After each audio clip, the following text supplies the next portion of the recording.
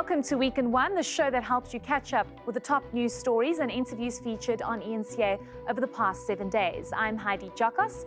Let's take a look at some of the stories that made headlines this week. The Senzo Meyiwa trial drama continues in court. Deputy President Paul Mashatile visits Jagersfontein in the Free State. And the Eskom board appears before Scopa. An inmate and alleged confidant of Thabo Bester in the Maun Correctional Centre describes him as a sociopath who had local celebrities visiting him in prison. He says the rapist was once engaged to a well-known CEO. Senior reporter Slindelo Masikane brings us this ENCA exclusive. The inmate's voice has been altered to protect his identity. So when you found out or you heard that there was a fire, that Bester had died, did you believe it or did you realize that this was the plan to get out? No. I knew from the way it was, no, this cannot be happening. There was no way that boy would kill him. He was just too selfish. You cannot kill him. He was just a selfish someone that doesn't care how other people feel, as long as he's happy, then it's happy. Talk to me about the kind of person he was. Was he sociable or did he like to keep to himself? No, that guy was a sociopath. He's that guy would see, like, you forget that he's invested for 2 months without seeing him, without him getting out of the cell, sitting and doing his businesses. He was antisocial and no. How did he meet Nandipa? He was the one telling Nandipa that, we're walking in the same circles. Remember who? This one made his research about Nandipa.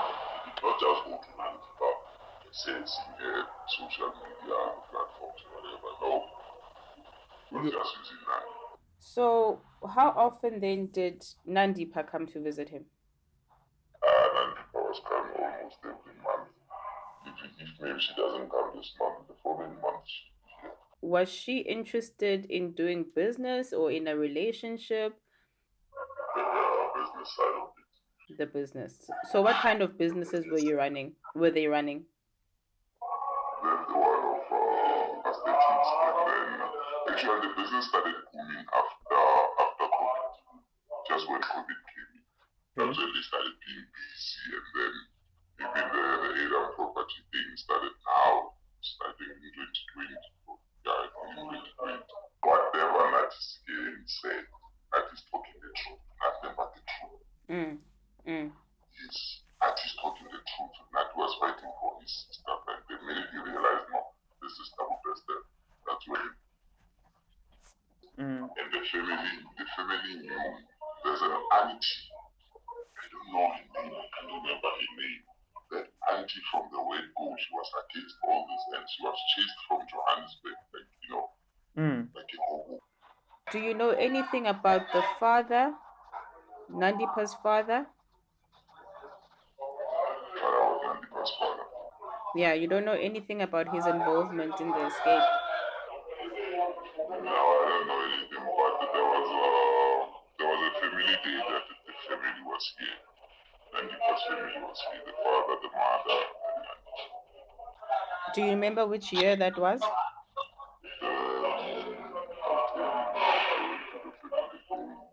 think it was in 2019. Yes, I think it was in 2019. 2019, and they all came to visit him. Yes. Deputy President Paul Mashatile visited Jagersfontein in the Free State, where residents feel abandoned by government after a dam wall collapsed, destroying their homes last year. Senior reporter Abviwe Mtila was on the ground and filed this report. It was in September 2022 when 164 families in the diamond mining town of Jagersfontein were left homeless after the mine wall collapsed and sludge sweeping through, destroying their homes. 8 months later, not much has happened to help those families. What is happening is only meetings after meetings, government officials and everybody who's supposed to be a stakeholder in this reaching the solution for this problem. It's just been this, let us call it a talk show.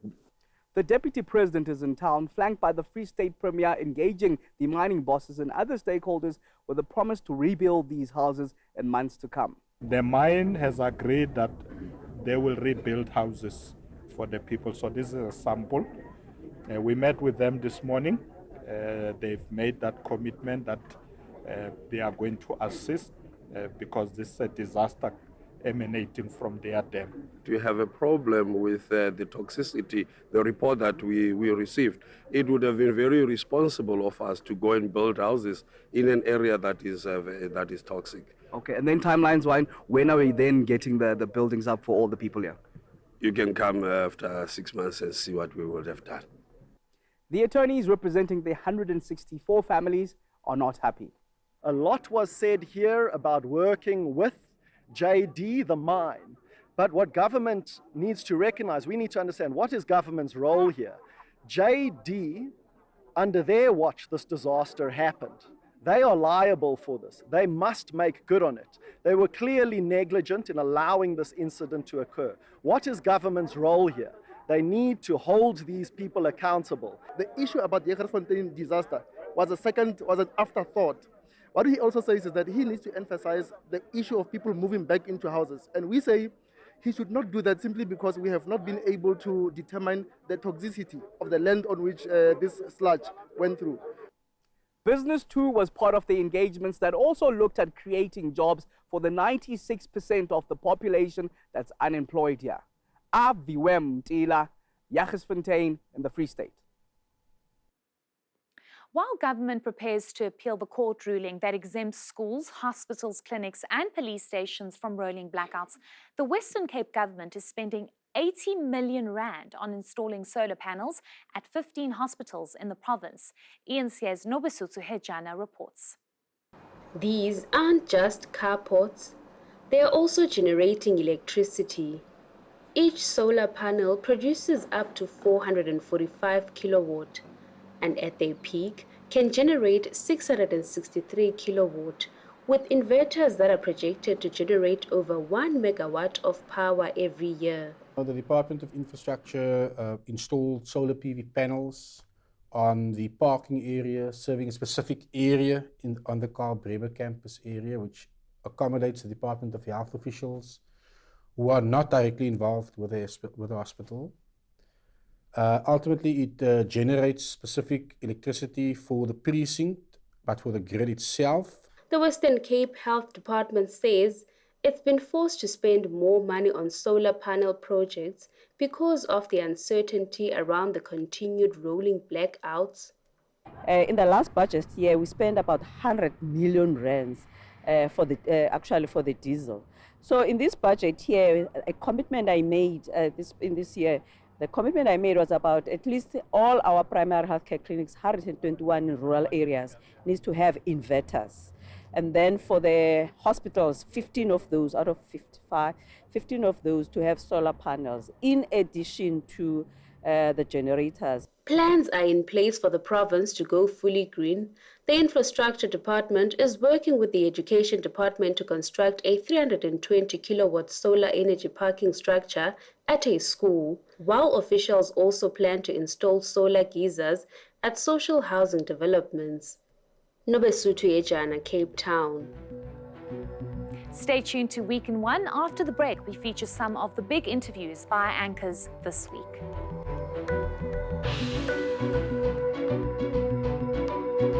Welcome back to Week in One. I'm Heidi Giokos. The organization Undoing Tax Abuse says it's surprised by the Public Enterprises Minister's plan to appeal the judgment on power cuts exemptions. Alta's Stefani Fix spoke to anchor Tumelo Mututwane. Outer's response, I suppose, to hearing that not only did the minister study the ruling, but they've decided to seek legal advice and to launch that attempt not to go ahead with the ruling, saying this might be a risk to the grid and it's definitely not conducive what this ruling has stated them to do. I think I'm disappointed because, again, we're going to try and find solutions in a court of law instead of trying to find solutions for the hospitals, the schools, and police stations. How I understood that order to be is the court recognize, after listening to Eskom, that our grid is, if we don't have load shedding, you are staring the possibility of a total grid collapse in the eye. And we can't have that because the problems will be even bigger. Now, there are certain hospitals that already got exempt, etc. But some of them can't be because they are part of a bigger grid. They can't be isolated. And that will basically mean that there will be no load shedding. And it will either mean that our grid will collapse, or we as people living in houses or somewhere else will have more load shedding. We can't have that. I think what the court ruling has said is that if you can't exempt them from load shedding, you must make available to them alternative electricity. And then the question is, why can't we give a generator or think about alternative electricity or storing of electricity at hospitals? In fact, I want to ask, why haven't we thought about this sooner? Why do we have to wait for a court of law to say, you are talking about constitutional rights of people, health, education, security? Why wait for a court of law? And now we have to wait for an appeal. And I think that's where the disappointment lies. Yeah. The transformation of business in South Africa is far from complete. This week, ENCA anchor Gareth Edwards spoke to Charles Mawela, director at the Black Billboards Owners Alliance, about this. I want to talk about this Nielsen research that we just referred to there. Less than 2%. I mean, if we're looking 30 years into democracy, it isn't good enough, is it? It's not good enough, and hence that's why we started the BBOA, the Black Billboard Owners Alliance, to address these issues. I mean, we operate in the space of advertising and marketing, and that Nielsen report just indicated that the transformation is needed in the industry. And when we started BBOA, the issue was to exactly address that, the spend, the opportunities for black players in the space, and how do we then take it forward. So yes, the Nielsen report is one of the reports that show and indicate how the 2%, we're only getting 2% as black agencies. Just to add on to that conversation, I mean, the industry that we operate in, out of home, is a 4.2 billion rand industry in South Africa. The black players are not even getting 200 million of that 4.2 billion. Are they just not getting into the door? Are they not being given the opportunities, the space? Are you being door stopped? What's the problem? Look, there's a lot of challenges. I mean, as we've been raising the conversations with the agencies, some are not capacitated to be dealing with, because there's apparently so many of us in the space. So there's a capacity issues in some instances. There are doorkeeping. There's lots of issues that obviously we are addressing as the Black Billboard Owners Alliance. So thus far, I mean, we sort of having a good conversation with some of the agencies. I mean, Dentsu has committed to be spending 30% of us. That's the first agency to commit, and we've got this conference happening on the 11th and the 12th. Is this a case of racial exclusion? I'm going to call a spade, but do you sense this as racial exclusion, or do you buy the fact, or the story rather, that it's just an oversaturated market? I'm going to be blunt, like you said. It's a racial exclusion, and it needs to be addressed. We're seeing changes in I mean, we're not saying we're not getting any business at all. We are getting, there's agencies that are playing with us, there's clients, there's brands that believe in us, and there's a big piece of the pie you're not getting. But we're not getting the big piece of the pie. As I said, 4.2 billion, we're not touching even 200 million of 4.2 billion. Some Africans want the Cullinan Diamond back from the UK. This comes after the coronation of King Charles III this past weekend, where the massive diamonds were on display in his crown and scepter. Associate Professor of African Politics at UNISA, Evaristo Benyeris, spoke to anchor Sally Burdett about what the Cullinan Diamond represents. Where do you stand on who is the rightful owner of the Cullinan Diamond, which of course has been cut up into many diamonds by this point? There's a very simple answer to that question. All colonial transactions are illegitimate, therefore the diamond belongs to the people of South Africa. The diamond belongs to the people of Cullinan. And the diamond is a representation of the sum of all colonial illegitimate transactions, from slave trade to colonialism and to coloniality. All blood diamonds are blood diamonds. At the end of the day, the diamond is ours. In the last 10, 15 years, quite a few European museums in particular returning historical artifacts to parts of Africa. It's very often at the request of that specific African country. Has South Africa, to your knowledge, made any such request of the United Kingdom as yet?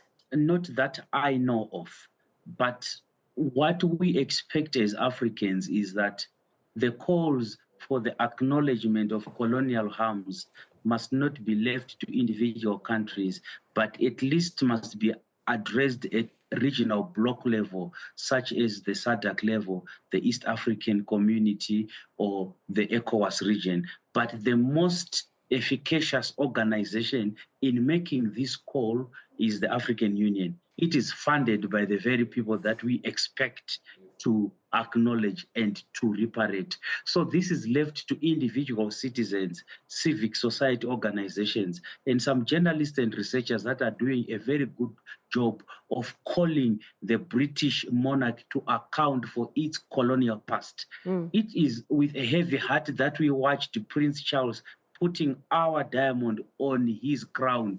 It's their king and it's our diamond. Let's distinguish the two.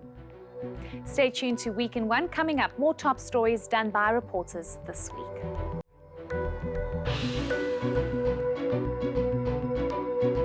Welcome back to Week in One. I'm Heidi Giokos.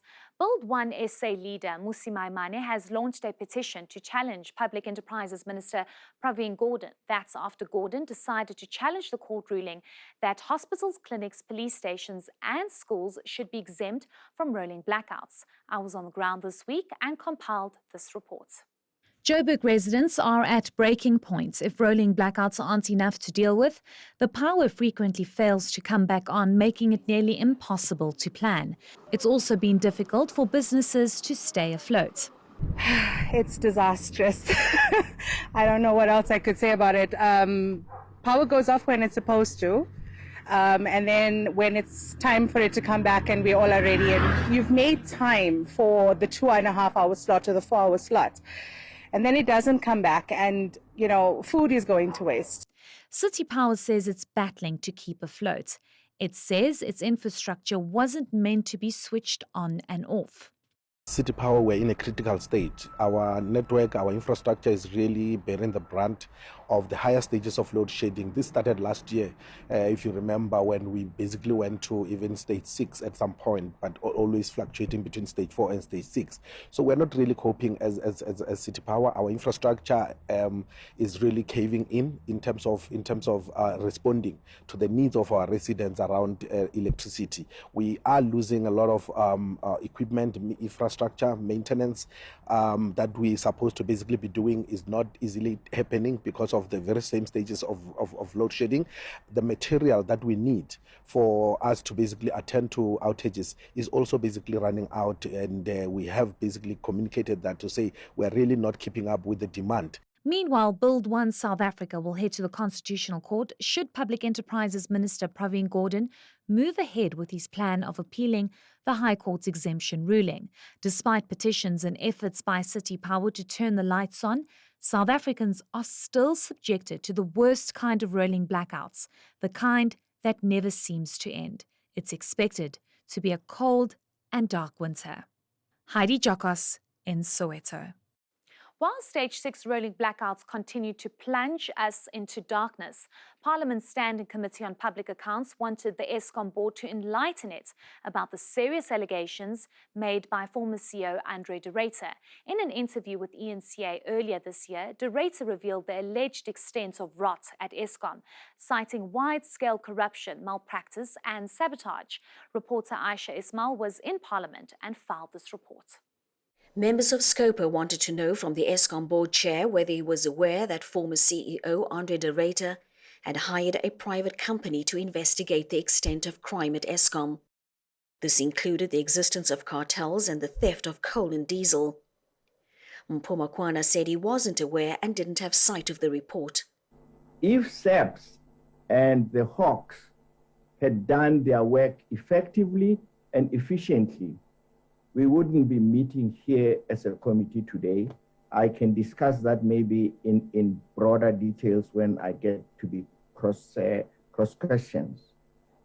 Thirdly, that the issue that Mr. Director undertook was an operational matter because Eskom at the time was besieged with sabotage and corruption, and we were not getting any, mileage from the law enforcement agencies. Makwana said after Director went on national television with his allegations, he was called to a meeting to discuss the content of that interview. He said Director, who had already resigned, offered to leave sooner. After he recused himself from the board meeting, the board deliberated on the matter.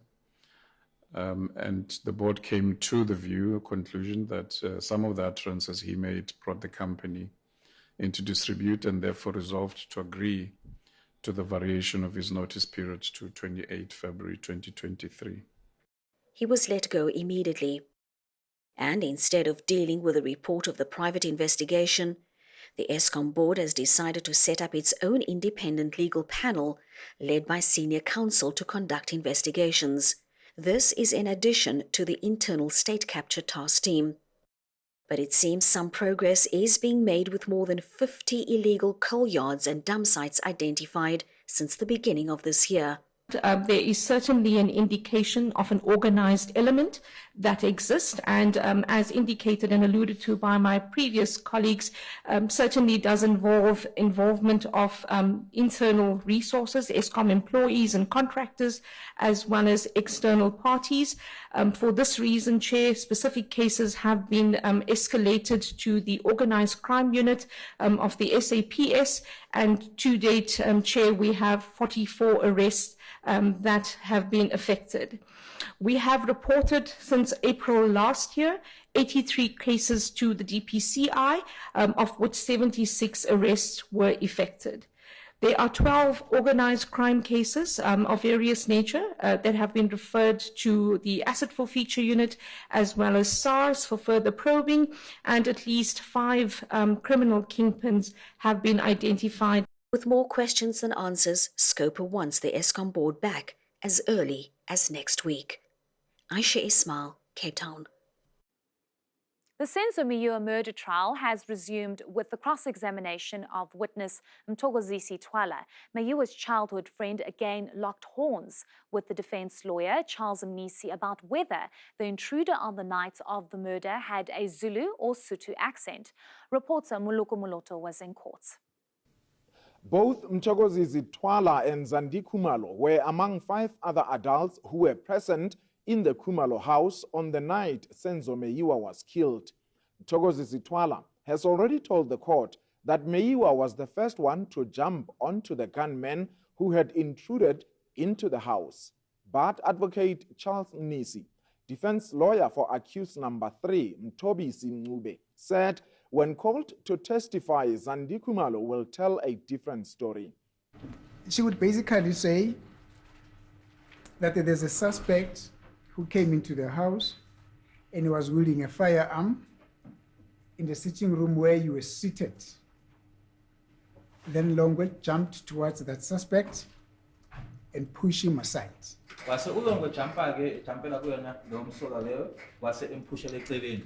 And Longwe went out of the house. Mthokozisi Twala repeatedly refused to comment on this apparent contradiction. After Mthokozisi Twala told the court that he was never part of the scuffle that ensued between the gunmen and others in the kitchen, Mnisi suggested this too shall be contradicted when Zandi takes to the witness stand. Then Zandi will still further say that myself, meaning herself, Senzo, Mtoko, that's you, not so. When Mtoko yes. Madala, the mother, that's Mrs. Khumalo, went to the first suspect who was carrying the firearm, and they pushed him towards the kitchen door, and then you pushed him towards the kitchen door. Your comment? Uchi. No comment. Don't have a comment. Thank you. Muluku Mulot, Pretoria. And that is the end of this week's edition of Week in One. From myself and the team, have a great weekend.